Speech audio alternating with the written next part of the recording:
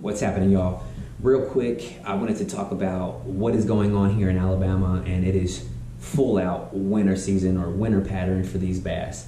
And at the end of this video, I want to leave you two really good tips. So make sure you stay tuned and you watch this. And at the end, I'm actually going to show you some of these catches too. So, I keep a log, and I absolutely love to keep a log. I actually look forward to it after each fishing adventure that I go on. And it's always good to have that so you can revert back when you are struggling. So I was reverting back toward, sometime this year. It is actually November. It's about to be December, so we're in full winter effect here. And I was watching some of my videos, and I was watching or looking at some of my pictures and some of the posts and my logs, and just trying to make sure that I'm on the same page and I'm doing the same things that I was doing last year. Not necessarily fishing like the same baits and stuff like that, but having that same kind of mentality on like maybe where these fish are located. So the first thing that I want to talk about is that we're in the winter season right now. The bass are in the winter season. I guess you can call that bass seasonal patterns, or the seasonal patterns for bass, and it's the winter. So the first thing that I want to mention is that these fish are going to go into two different locations. Some are going to stay on the main lake, and then some of them are going to go back into some of these creeks. Let's talk about the main lake area. If you're going to be fishing the main lake area, you need to find hard structure. Anything hard. It could be a rocky bank. It could be a riprap bank. It can be bridge pilings. It could be docks out on the main lake. It could be a long tapering point. It could be humps. It could be maybe a bluff wall, but you need to find those key locations. Once you find those key locations, start running them throughout the day and switch your baits. If you go to, maybe the riprap bank, throw a shaky head. If they're not biting a shaky head, throw a crankbait. If they're not doing that, maybe throw a glide bait or a spinner bait. Try different things at those locations, but make sure you're running around and you're trying to hit these key locations throughout the day. So let's talk about some of the baits that I love to fish. Usually when you find one of these locations and those fish turn on, and I'm going to talk about that, when these fish turn on, you want to have a bait that somewhat mimics what these fish are eating on. And it could be small shad, it could be big shad, it could be huge gizzard shad. A lot of the times when these fish are blowing up on these shad, you'll see these fish or these little bait fish jumping up out of the water, and you can kind of see what size they are and kind of adapt to that. Every once in a while, you might be fishing a crankbait and you might snag a shad, especially if they're all piled into a small pocket and you see them blowing up. Kind of like in the video that I'm going to show you at the end here. And I was fishing maybe this OG Slim, and I was bringing back shad. They were stuck to this, and they were about the same size as the OG shad. But once you locate them and you see them busting, you want to try to match the hatch, as they say. So some of the baits that I love to fish is a thin-sided crankbait. Now, like I said, this is an OG Slim. You can fish anything that looks like a shad that is a thin-sided crankbait. One tip that I can leave you is that once you start wearing them out with this, they're going to recognize that they should not eat it. It's the weirdest thing. You guys probably already know that. You'll throw this, and you throw something else, and then they're eating that. Then you throw something else, and they're eating that. And that's exactly what I'm kind of getting to. So once you start smashing them on this, and they're not biting anymore, and I'm not just saying this bait in particular, but I'm just saying a bait, I'll go to something else. Maybe it's a smaller swim bait. You can burn it or maybe creep it on the bottom. Try different techniques, but I absolutely love a smaller swim bait. Another bait that I love to use is a jerkbait. This is actually a smaller jerkbait by Megabass. I think it says it right on here, the Vision 110 Junior, and it's actually really small. And as you'll see in the video at the end, I was catching them pretty good on this. And when you're fishing this, you can fish it fast. I was actually getting a lot of my key bites on this when I was jerk and just letting it sit there and just paying attention. They'd hit it, and then I'd set the hook. But this is a really, really good bait, especially when it's cold, because you can fish this, anywhere during the wintertime and catch them on a jerk bait, especially if you pause it really long, or you vary your retrieve. But a lot of the time, this time of the year, a jerk bait is super, super good. A spinner bait, when they're busting, this blade right here represents the size of those fish. So does this right here. It represents the size of the bait fish that they're eating, and throwing this in there. Very aggressive. When I throw this in there, typically, I didn't throw it in the video that I want to be showing you, but this is something that I probably should have picked up or had tied on. And when I do fish this, I burn it, stop it, pop it, burn it. You know, I fish it really crazy to where this thing is going like this and causing a lot of commotion to, you know, attract those fish. But this is super, super awesome. This bait right here, this underspin, I'm gonna link a video right here. I absolutely annihilated some fish toward the end of the day. I was fishing for about maybe 6 hours, didn't catch any fish, and toward the last 20 minutes, and I was fishing this underspin right here and caught 4 fish that went, I think, maybe 31 pounds. So you'll have to check that video out. But an underspin is an amazing bait. The little flash right here, you know, is that secondary action that's going to draw those fish in. But this right here with a little boot tail swim bait, I'm sorry, yeah, the boot tail swim bait is fire too. So I have a couple of a little glide bait. I barely ever throw this, but you know, this could have been something that I threw in there after they stopped biting a lot of these things. I also threw a drop shot. As you can see right here, let me get this undone for you. But right there, it's actually a shad type color. It's like a smoke color. And I threw this in there, and I actually caught, I think, maybe 2 or 3 bass on it, and they're pretty good size. And I let it sit out there, and I just shake it. So these are the baits that I love to fish. Also, let me show this to you real quick. The Frittside 5. If you guys do not have a Frittside 5, you guys are way behind. You need to be throwing a Frittside 5. And I'm not just saying that because, you know, I'm trying to get you to buy this and help out Berkley. That's not the case. I've been fishing this for quite some time, and I've been literally smashing fish on this bait throughout any time of the year. It doesn't matter. Summer, spring, fall, winter, whatever. But during the winter time, when the bite gets really difficult, this right here, this Frittside 5, has the action almost somewhat similar to a jerkbait. So, you know, these long pauses, you know, jerk pause, and it kind of just sits there. Sometimes maybe depending on the weight, or I'm sorry, the size of your hooks, it might sink a little bit. If you go a little bit lighter, it might rise a little bit. But this Frittside 5, when you stop it, it almost stops and suspends like a jerkbait. And it has a very slow rise that triggers a very aggressive bite. So if you are struggling on maybe a jerkbait, or you're looking for a thin-sided crankbait, try this right here. I'm telling you right now, it's absolutely fire. Once I started catching them on this, guys, I bought them in every single color. I bought them in every single size. I think they have maybe a 7. They have a Frittside 5 Junior, which is actually a little bit smaller. They have a Frittside 9. I have them all. I highly recommend them. And the Berkley Fusion hooks are insanely sharp. I highly recommend it. But that's basically it. A lot of the time when you're fishing out on the main lake, these fish are going to be trying to eat shad. Now, stay tuned, because I'm going to talk about something super important at the end of this video that is going to help you out tremendously. So let's talk about creeks now. I was watching videos before, and I consistently watch YouTube videos. I watch Bass University. I watch Wired to Fish, and I always try to learn something new. I always try to, you know, stay up to date on what's going on. But when you're fishing creeks, you know, these bass are going to pick the best creeks possible. Let's say you had a creek that had, a lake that had maybe 3 creeks in it. One creek was, you know, fairly long, didn't have any kind of deep water, maybe had like a little bit of rock on one side. Cool, maybe it will work, maybe it won't. And then you have another creek that maybe is really, really long, and it's kind of really shallow, maybe has a couple brush piles, you know, submerged, or a couple laydowns along the back. Maybe that's okay. But then, the third creek, it's got a channel that runs all the way through it, so it has deep water access. It has secondary points. It has rocks. It has laydowns. It has docks. It has grass. Maybe it has a spawning flat in the back. That is the creek that you want to fish.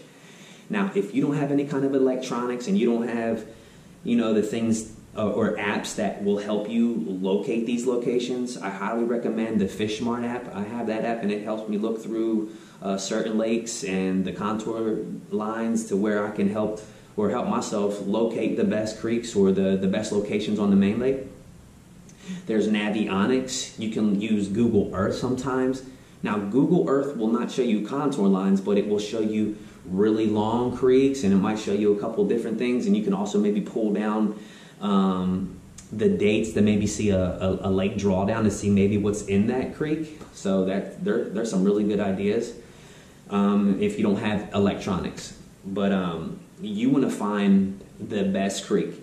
So with finding the best creek, I will typically fish the secondary points. I will fish the mouths of creeks. I will fish the middle of the I'm sorry, not the creeks. I will fish the mouths of pockets. Some of those creeks that I fish will have, some little pockets in it, and sometimes those bass will corral those bait fish into those pockets and just gorge themselves on them. So pockets are really, really key. Don't ever underestimate some pockets. So I'll fish the mouths of pockets. I will fish down inside the pockets or the middle of the pocket, especially if it has like a little drain in it. I'll fish any kind of structure that's around that pocket. Pockets are very key around the wintertime. So I'll find those main lake point or secondary points. I'll find pockets, any kind of hard structure. When I find a hard structure, it might be a laydown, it might be a tree, it might be a dock, it might be a bank that has some rock on it or some chunk rock or maybe clay banks. I will find those locations and I will fish them as well. So when I'm fishing those areas, maybe I'm fishing a jig. I'm dragging a jig off of those main lake points. Maybe I'm fishing a chatterbait, just trying to cover a lot of water just to kind of locate these fish. Maybe a shaky head. This is actually a smaller shaky head, and it's actually an EWG one. So if I find a little brush pile or laydown, I can throw that in there, almost like a Texas rig, but it's still like a shaky head. And I can throw that in there. You can throw that under docks. The riprap banks or the rocky banks are really good with the shaky heads. But I will try to work all those key locations with different types of baits. You can probably get away with throwing your square bills. Your spinner baits would be really good too. If you're fishing those little pockets, or just even rip rock bank, or rock that's along a bank. It might just be like a rock pile. A small little swim bait with an EWG weighted hook or a belly weight is fire too, guys. This bait right here is amazing if you have never fished it. But they're the main things that you want to look for when you're fishing during the wintertime. Bait is super key. So finding that bait, the bass will definitely be around those bait or the bait balls because they usually corral them and feed on them all winter long. All these techniques that I'm showing you right now, you can use them all summer long, all the way up until the pre-spawn. And even into the pre-spawn, some of these baits will work too because they feed heavily on shad. So, these techniques and these tips that I'm leaving you right now, you can use them all winter long leading up into the pre-spawn. So let's talk about some of these tips that I wanted to leave you. Let's go back to the creek real quick. I wanted to talk to you about a creek. Your really long creeks. I was fishing a creek one time, and I think the main lake was probably about, I want to say maybe 49 degrees. Going back in the creek, sometimes it gets a little bit warmer, and that's why a lot of times those bass will push those shad back in there because it's more comfortable for them. So I was going back into this creek, and let's say the creek was about a mile long, and I was going back in this creek, and the water temperature was 52. And about 3/4 on the way back to the back of the creek, it hit about 56 degrees. So from 52 to 56, and then as I went back, it went back to about 52, maybe 51. So when I got back to that creek and didn't get a bite, I was like, you know what? I remember reading something about water temperature during the wintertime. If you can find warmer water, those bass may relate to that. So on the way back, I didn't find any kind of shad. There was a secondary point right where I was. I think there might have been two on each side, secondary points. There might have been like a little shallow, not a flat, but a little shallow pocket or something like that. I didn't see any fish, but I just stopped, fan casted a spinnerbait, shaky head, maybe a chatterbait, and maybe a jig. And I started wearing these fish out. So one tip that I can leave you is you're going to fish these creeks or even on the main lake.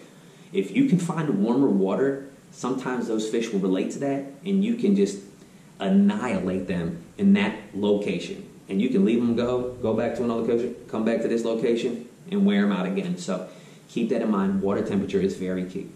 So let's talk about the second point. There is a prime time to fish in the wintertime.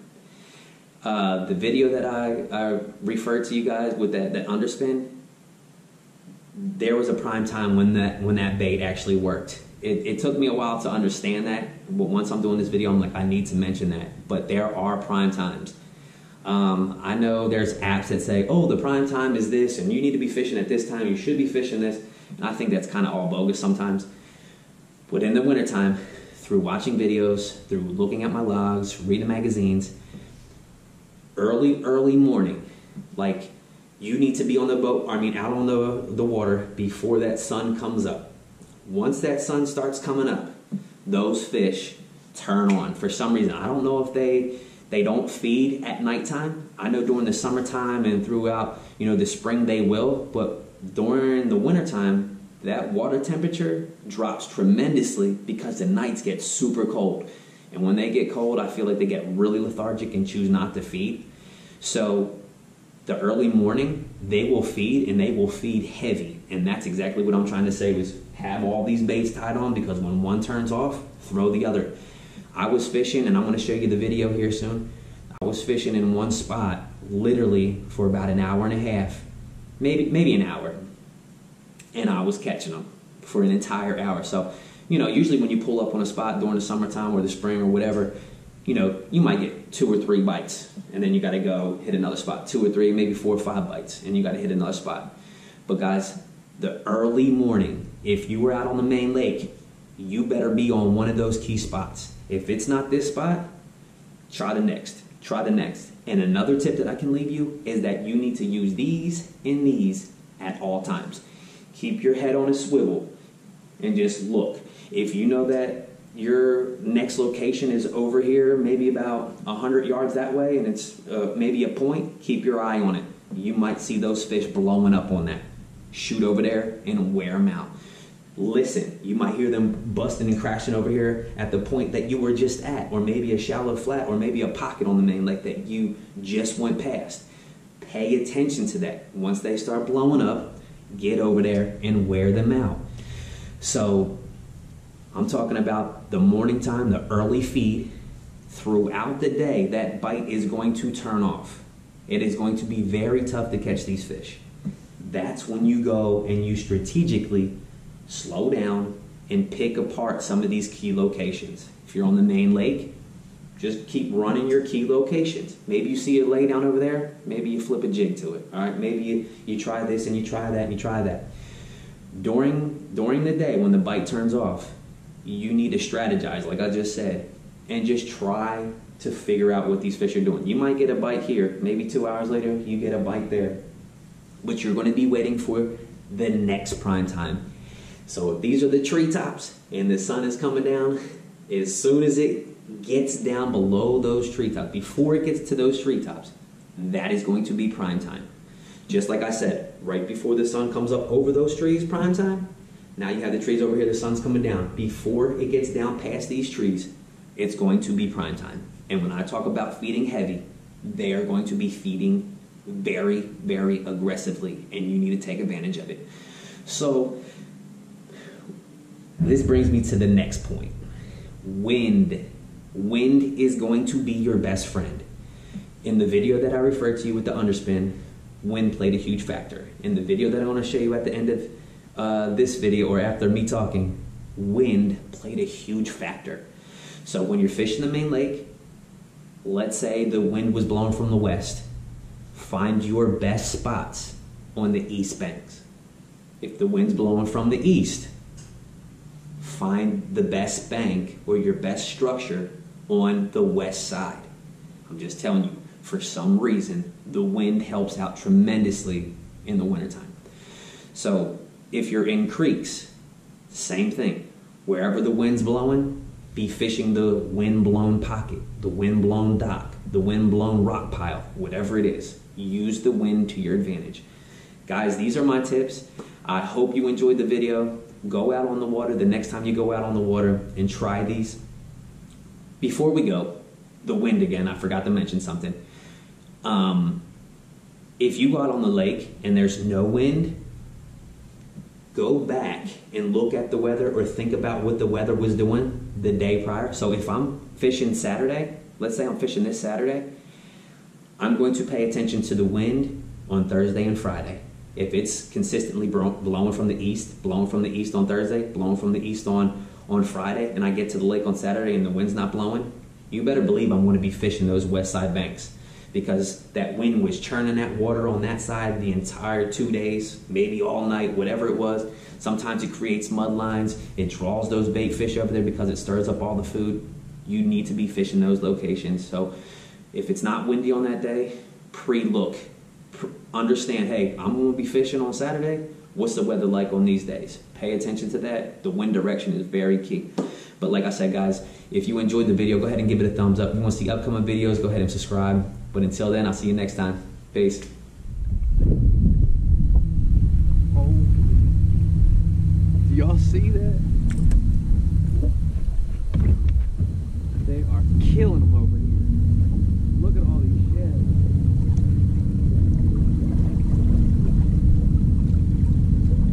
They are killing them over here. Look at all these sheds.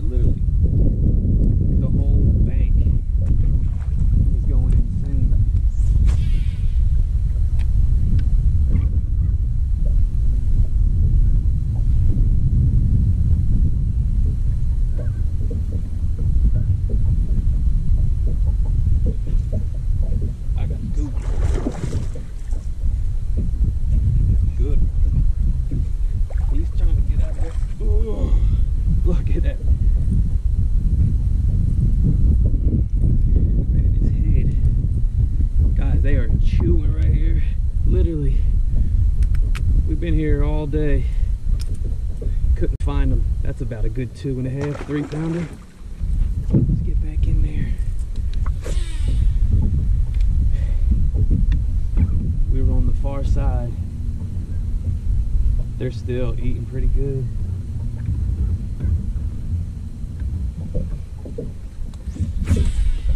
We seen them on the far side. That sun's hitting this bank. It's like a small little pocket. So don't ever be discouraged when you're out here fishing, because you never know when it's time. You never know when they're going to start biting.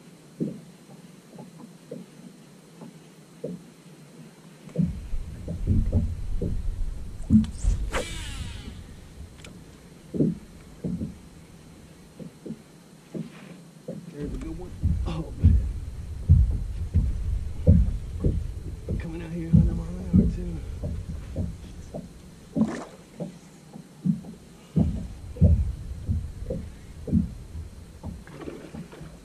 Oh, he got off. About another 3-pounder.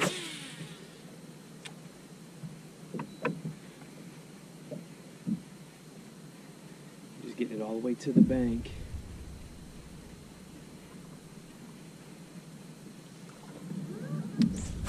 Guys, they are destroying the bank, and it's 3:22. right before the sun's about to go down. You know, and they usually say that right when the sun's about to go down is going to be like a prime time.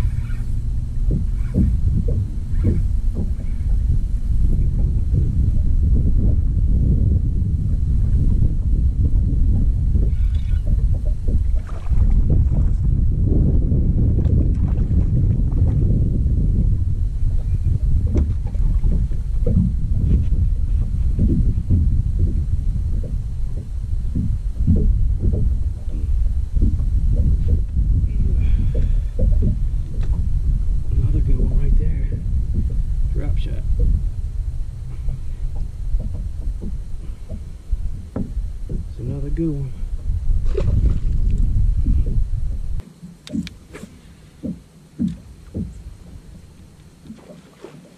Bro, they are killing it.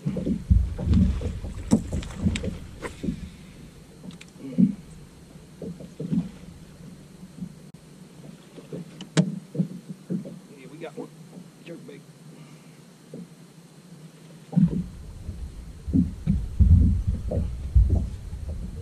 Good one too.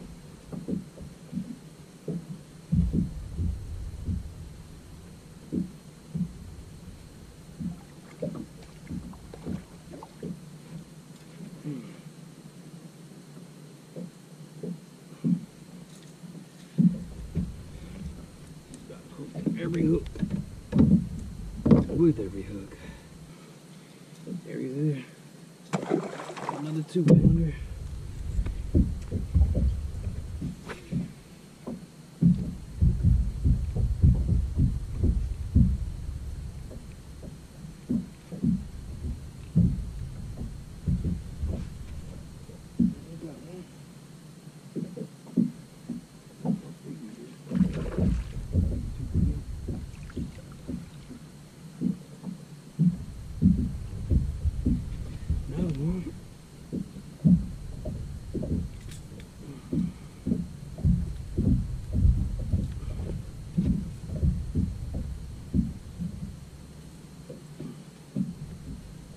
Jerkbait.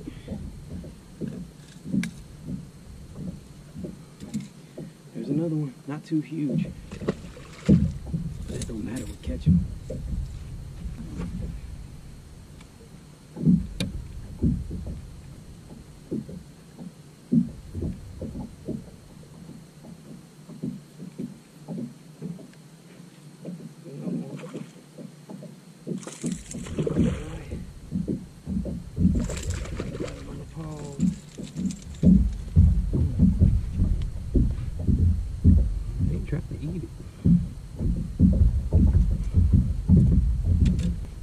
Another little guy. God, they are here. What's going up? Chasing me shit.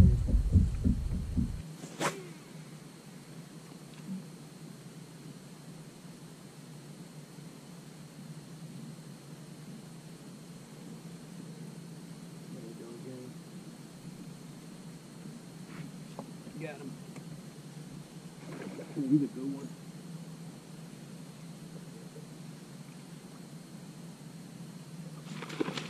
Good one.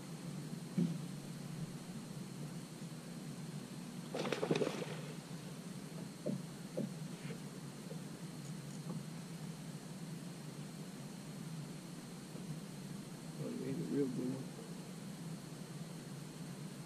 Oh man, he swallowed it. Where do y'all see this?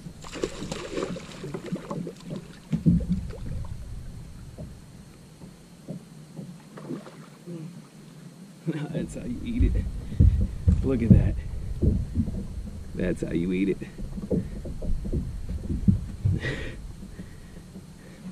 Man, he swallowed it.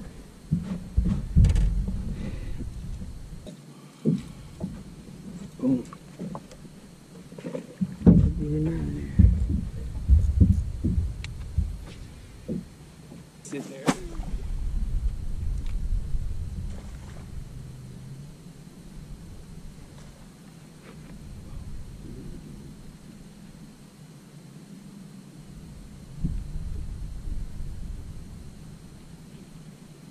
Guys, I have shad all. Oh, he come back and got it. Oh. Okay. He must have been chasing. Guys, it's 4:11. Get up here. Oh. 4:11. The sun's going down over the hill. We were on that far side, on the east side bank, in the shade, and we heard them just blowing up like crazy. Right over here. It is a small pocket right before you get off into the creek, right off into this main lake point right here. We came over here, there was shad everywhere. When I'm talking about, oh, there's another one.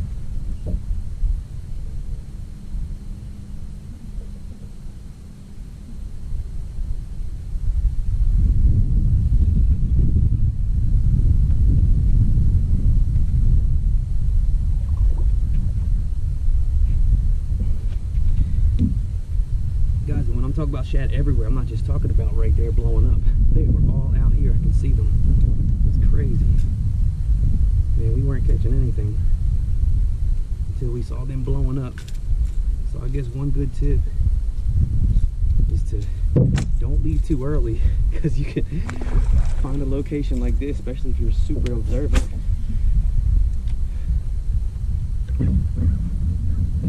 Get over to them as quickly as you can. Start wearing them out like we are right now. Man, I don't know what it is about this pocket, but it's insane.